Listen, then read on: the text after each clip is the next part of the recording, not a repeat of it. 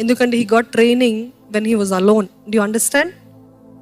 ఏకాంతంగా ఉన్నప్పుడు ఆయన ట్రైన్ అయ్యాడు బాగా, దేవునితో సమయం గడుపుతూ. సింహము వస్తే ఏమాత్రము బెదరక సింహాన్ని చంపేశాడు, చీల్చి చంపేశాడు. ఎలుగుబంటి వస్తే చీల్చి చంపేశాడు.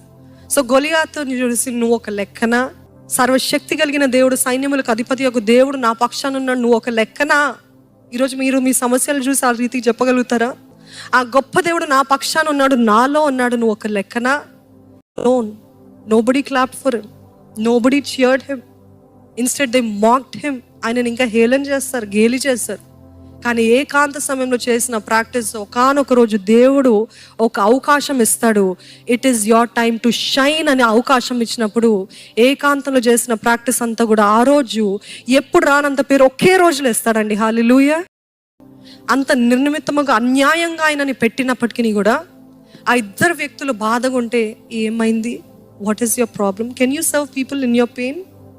మీ బాధలో కూడా మీరు పరిచర్య చేయగలుగుతారు, మీ బాధలో కూడా సువార్తను చెప్పగలుగుతారు, మీ బాధలో కూడా ఇతరులకి సహాయం చేయగలుగుతారు. నాకే నొప్పి నీకేం చేయమంటాపో అని అంటాను చాలా మంది కదా.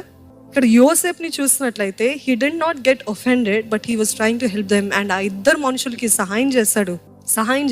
ఎవరు గుర్తించలేదు, ఎవరు చూడలేదు, ఎవరు మెచ్చుకోలేదు, కానీ అట్ ద రైట్ టైం. అదే అంటున్నాను, మీ హైడింగ్ ప్లేస్లో, మీ అరణ్యంలో, మీ చీకటిలో మీరు చేయవలసింది మీరు చేస్తే దేవుడు తగిన సమయంలో మిమ్మల్ని హెచ్చిస్తాడు.